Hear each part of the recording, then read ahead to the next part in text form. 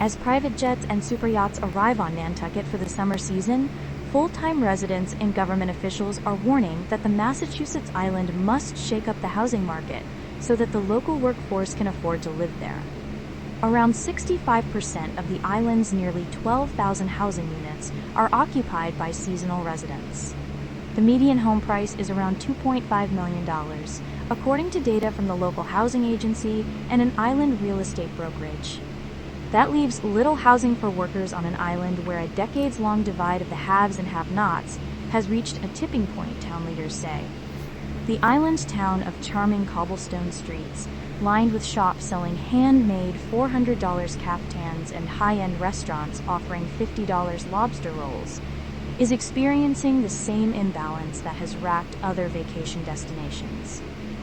In Spain, seasonal workers live in tent cities on Ibiza. Day laborers in the Hamptons have formed encampments. In Frisco Colo, ski instructors, ER nurses, and others can live in their cars and vans in a parking lot if they can show proof that they are working in the area. Nantucket has 10 years or less before the entire island is owned by island conservation entities or seasonal homeowners, said Brian Sullivan, 50, who is a principal broker at Fisher Real Estate and has lived on Nantucket for 28 years.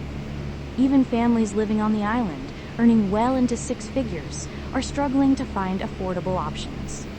Among Nantucket's full-time workforce are teachers, police officers, municipal workers, healthcare workers, firefighters, and landscapers, many of whom commute by ferry, live in overcrowded or substandard conditions, or are homeless. Efforts to create housing that is attainable for households with lower incomes have included a program called Lease to Locals, which gives a stipend to property owners willing to turn their short-term rentals into year-round residences. But the initiatives have been slow starting or are not large enough to meet the demands. And then there's opposition. The most frustrating phrase that I hear a lot is, "I'm not opposed to affordable housing, but," said Brooke Moore, a member of Nantucket's Select Board, "generally, the but is not here near me, not there, not more in this location." On Nantucket, the problem is not evident, hidden behind ocean views and cottages. Having your friends know that you are struggling can add a layer of stress on top of an already challenging personal situation, said Ms. Moore, 64. One solution could be the curbing of short-term rentals, which have been the subject of lengthy legal battles and town votes. But homeowners have pushed back, saying short-term rentals of stays 31 days or less are a way to afford the mortgage and benefit the island's economy. At a town meeting in May, Penny Day, a real estate broker who has lived year-round on the island for 49 years, said, "It is a fundamental property ownership right to rent your home responsibly, and it's reckless not to safeguard that right for future generations." Ms. Day, who serves as the chair of the Nantucket Housing Authority and is vice chair of the town's Affordable Housing Trust Fund, said the local economy depends on tourism, and vacationers depend on the seasonal housing because the island lacks large-scale hotels. Short-term rentals have been blamed for everything on Nantucket except erosion, Ms. Day, 66, said. Life is not a beach. For the local government, addressing the disparity is critical. Marjani Williams, 47, works full-time for the local Public Works Department, collecting trash, mowing town lawns, and maintaining roadside cleanup. She moved to Nantucket from Mississippi in 2023 for what she called the, quote, a better living. In Mississippi, the minimum wage is $7.25. On Nantucket, she's making around $67,000 annually. She lived in a basement apartment for a year, without a lease, and had to leave in the summer of 2024. "I had nowhere to go," Ms. Williams said. "So I got all of my stuff, put it in my vehicle, and went to the beach. Then she heard a knock on her car window. The police told her that sleeping overnight on a Nantucket beach was prohibited. So she left that beach and went to another one, where she ran into a coworker who, unbeknown to her, was also homeless. Her coworker was sleeping on a couch in the exercise room at the Public Works Department. Ms. Williams followed suit and slept on a loveseat in the department's storage unit, a few hundred feet from the town's dump. I love my job," Ms. Williams said. "Whether it is picking up a dead deer, patching potholes, or cutting the grass, I have no family here." My coworkers are all just like my big brothers. They teach me and push me to get my different licenses, and I love them for that, but it's very stressful. Ms. Williams and her coworker did what locals called the Nantucket Shuffle, moving monthly from one temporary solution to another. This year, she found a year-round apartment rental after moving 3 times. Andrew Patnode, 36, who heads the Public Works Department, was shocked to learn that Ms. Williams and one other employee were staying in the building and had been homeless. He is desperate to retain his employees. The high turnover rate is, quote, costly and exhausting, he said. A lot of turnover doesn't exactly lead to day-to-day success. Thank God the ferries were running. Last fall, Ed Augustus, the state's Secretary of Housing and Livable Communities, visited Nantucket to better understand its housing crisis. At the Chamber of Commerce's conference room, he sat at a large table packed with local officials, leaders, and affordable housing advocates. Massachusetts as a whole, the country as a whole, is facing a housing crisis. There is no question about it, Mr. Augustus said at the meeting, but the way it manifests itself is unique on the island. Nantucket has anywhere from 14,255 to 20,300 full-time residents, depending on the source, the U.S. Census, or a local study. In the summer, that number swells to anywhere from 65,000 to 100,000, depending on which official you ask. Whatever the number, the influx taxes the local workforce. Jody Casper, the police chief, sat at the head of the conference room table. Ms. Casper, 50, formerly the police chief in Northampton, Mass., moved to Nantucket in 2023. She earns over $200,000 a year and resides in a rental unit with her wife, who works for the Nantucket public school system. It's Ms. Casper's 3rd rental home on the island in less than 2 years, because she took what she could find, short-term rentals. The newest 20 police officers, myself included, don't own a home here on the island, and the probability of them ever acquiring a home is almost zero, Ms. Casper said. Like Mr. Patnode, Ms. Casper described a frustrating churn of employees, which she attributed to the housing shortage. We invest a lot of time and energy, and of course city money, into training new people, and then we get them here and they get a couple of years under their belt, she said. The hardest losses are when we are losing officers to other municipal departments. Michael Cranston, the fire chief, said around 10% of his department lives off island because they can't afford housing. They commute by ferry from more affordable communities, like those in Cape Cod.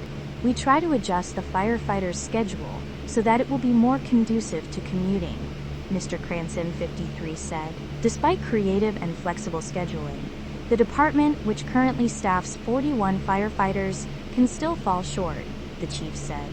In July 2022, the storied Veranda House Hotel, an island landmark, was engulfed by flames. On the mainland, we would have had close to 8 communities to help us fight that fire. We just don't have that luxury here, said Mr. Cranston, who spent 27 years working at a fire station in Rhode Island before moving to Nantucket in 2022. We ended up calling Hyannis and a couple of other towns on the Cape, and they came over, but it took them 2 hours to get here. Thank God the ferries were running that day. In July, Mr. Cranston was permitted to hire 2 additional firefighters. The firehouse works in 4 shifts, with 2 of 9 firefighters and 2 of 10. We are certainly in a better place than we were 3 years ago, Mr. Cranston said. But if we have some type of large-scale event, we are still going to need to request help from off-island.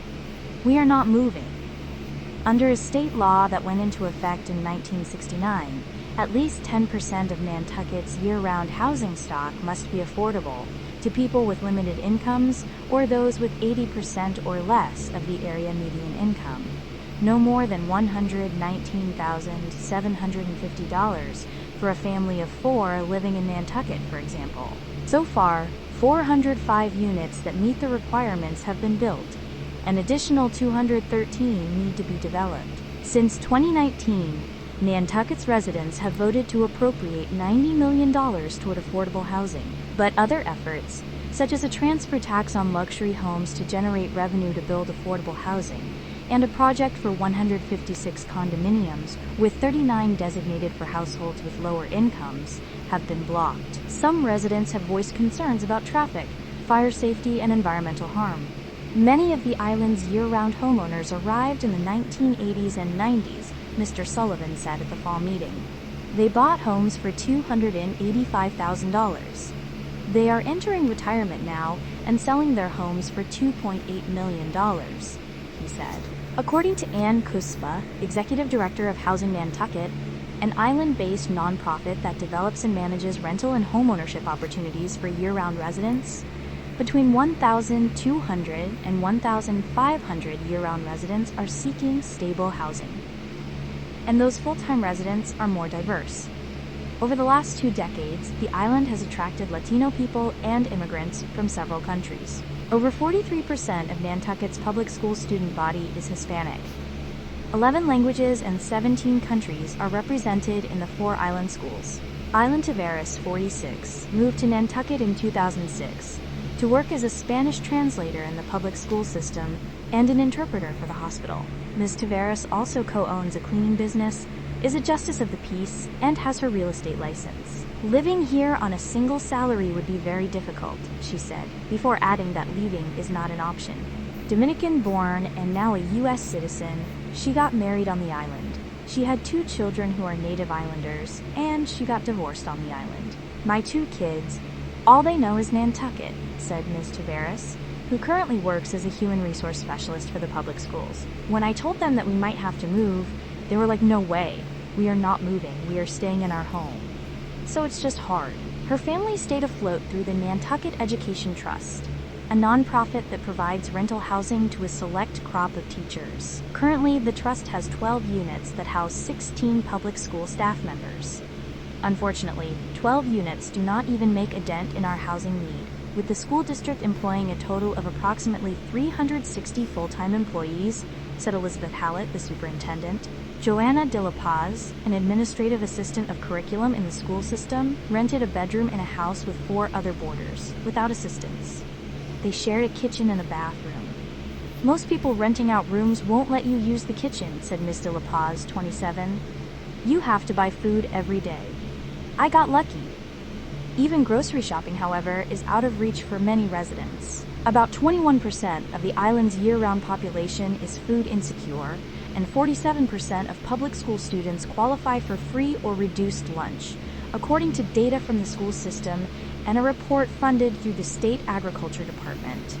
Born in Puerto Rico, Ms. De La Paz moved to Nantucket from the Dominican Republic about 3 years ago, attracted by the nearly $65,000 annual salary she was offered. Eventually, her husband, a carpenter from the Dominican Republic, moved in with her. She said many immigrants in the area are attracted to salaries that are higher than in other parts of the country. Most of the immigrants here are working in landscaping or carpentry, and sometimes they are being paid $25 an hour, which is a lot for them, she said. But that wage cannot support a comfortable life on the island. In the spring, Ms. De La Paz moved into a 1-bedroom apartment in the recently constructed Wigglesway rental development for income-qualified households. In 2021, Ms. Taveras bought a 4-bedroom home for $880,515 through Nantucket's Covenant program, which creates a stable housing option for year-round islanders earning less than 150% of the AMI. The housing authorities on Nantucket have been doing a great job and good things are happening, said Ms. Taveras. But more people keep coming, and the island is so small and there is limited space to build more.